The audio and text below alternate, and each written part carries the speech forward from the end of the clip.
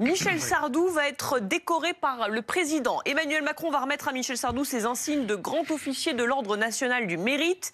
Voilà ce qu'explique l'entourage du président. C'est une figure populaire qui a traversé les décennies. Il a fait vibrer des générations de 7 à 77 ans. À ce titre, il est légitime de le décorer. Mais ce qui est intéressant, c'est ce qu'ils disent en plus, vous le voyez là, au Nouvel Obs. Michel Sardou a su diagnostiquer des décennies avant Michel Houellebecq le mal-être masculin dans ses textes. Et ils ajoutent non, je ne l'ai plus. C'est pas grave. On va écouter Sandrine Rousseau, qui a beaucoup souri après cette déclaration de l'entourage d'Emmanuel Macron au Nouvel Obs. Non mais c'est surtout incroyable, la raison pour laquelle il lui attribue l'ordre du mérite, c'est qu'il aurait compris le mal-être masculin 30 ans avant tout le monde. Alors bon, déjà, rappeler que le mal-être masculin est quand même une espèce de constante de notre histoire. Il a objectivement une carrière qui mérite qu'on la salue, surtout au moment où il l'arrête. Donc là, j'ai pas de doute, mais vraiment pas sur la crise masculine, pitié, pitié. Bon, c'est un peu gros, non, de dire qu'il a su diagnostiquer le mal-être masculin. Oui, alors il y a deux choses. C'est effectivement, il a fait plus de 300 chansons qui ont 300 succès, mais pas 300 chansons, il y en a eu beaucoup plus, mais il y a 300 grands succès et il a parlé d'à peu près tout. Donc vouloir résumer à ça, je ne vois même pas ce qu'il veut dire, parce qu'en plus, il a eu aussi des vrais personnages féminins dans ses chansons. On pense effectivement à la femme des années 80, mais aussi à La fille aux yeux clairs, qui est un hommage à sa mère, à l'autre femme, qui est à l'époque extrêmement novateur, puisque c'est un hommage bienveillant à des prostituées. Donc Michel Sardou, je ne pense pas qu'on peut le classifier, c'est un peu ce qui est dommage. Par contre, bon, là, Sandrine Rousseau est plutôt souriante, mais dans certains tweets, elle a été un peu plus agressive sur cette question-là. Et malheureusement, c'est pas nouvelle. Il y a une gauche qui aime déboulonner les statues. Mais elle ne remet pas en question. Elle remet pas en question la grandeur de sa carrière. Elle le dit. En fait, là, pas là, mais par contre, effectivement, elle a fait quand même un tweet qui est beaucoup plus dur, puisqu'elle qualifie ça de lutte contre le patriarcat. Et c'est pas nouveau, puisque on sait que Michel Sardou a eu dans sa carrière, dès 76, des concerts qui ont été annulés avec des manifestations violentes menées par l'extrême gauche. En 78, il y a un livre qui est publié par des universitaires qui pose la question, c'est faut-il brûler Sardou? Ah oui. Donc on est quand même dans une tradition, ça va loin. Une tradition qui remonte à très loin, avec plus récemment Juliette Armanet aussi qui se pose la question de savoir si les lacs du Connemara c'est pas une chanson réactionnaire et qu'il faudrait ne plus l'entendre. Et pourtant, justement, Michel Sardou mérite cet hommage parce que, justement, il a su traverser les âges. Les lacs du Connemara, c'est toujours une des chansons les plus écoutées dans les fêtes de famille, mais aussi dans les boîtes de nuit en fin de soirée. On a la même chose avec La maladie d'amour, qui est une chanson qui a traversé les âges et les générations. La famille Bélier, c'est un film magnifique avec Louane qui a remis au goût du jour Michel Sardou. Ça a été un chanteur engagé. Et pas seulement sur des combats de droite. Effectivement, il a eu Les deux écoles, qui a été une chanson qui a été l'hymne de la manif pour l'école libre. Mais il y a le France. On a eu beaucoup de choses. Et c'est quelqu'un qui a aussi défendu plus que l'homme. Il a défendu une France populaire. Donc vous êtes complètement pour, en tout cas, pour résumer et en plus, la décoration de Michel Sardou.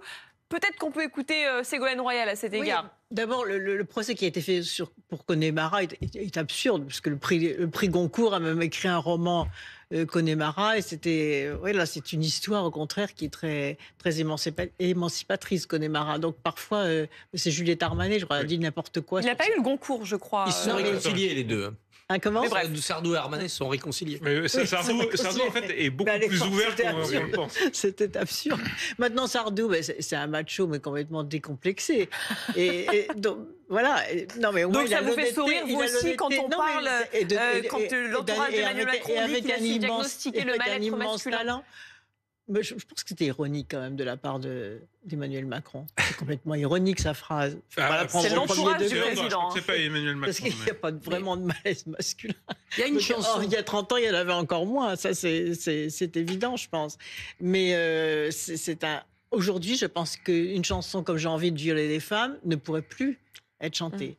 Donc, et je crois C'est les qu'il- villes de solitude. et je crois qu'il le justement, reconnaît aussi. c'est pas tout à fait. Donc, je crois que c'est une déclaration c'est- tout à fait méritée parce que c'est aussi une partie de l'histoire de France. C'est un chanteur populaire qui a beaucoup de talent. C'est le qui est troisième plus grand vendeur de.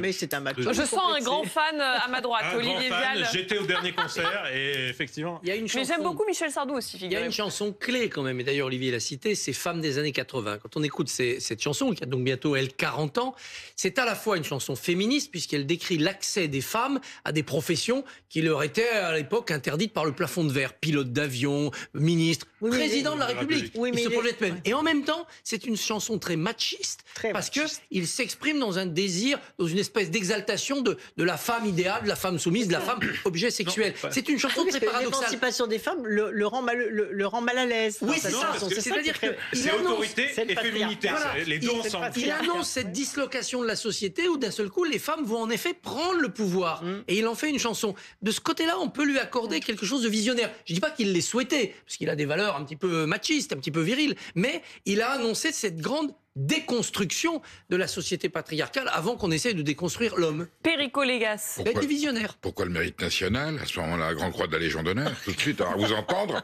Mais je dis rien, il mais- a déjà la Légion d'honneur. Oui, il a déjà la Enfin, Légion- on oui, peut la le Légion monter en d'honneur. grade. Non, il est vrai qu'en général, la chanson française est plutôt ou neutre ou orientée à gauche, et qu'il est le premier qui s'affirme ouvertement, sans aucune hésitation, à droite. Alors c'est Pierre Delanoë, hein, quand même l'auteur, qui est l'auteur des chansons les plus à droite.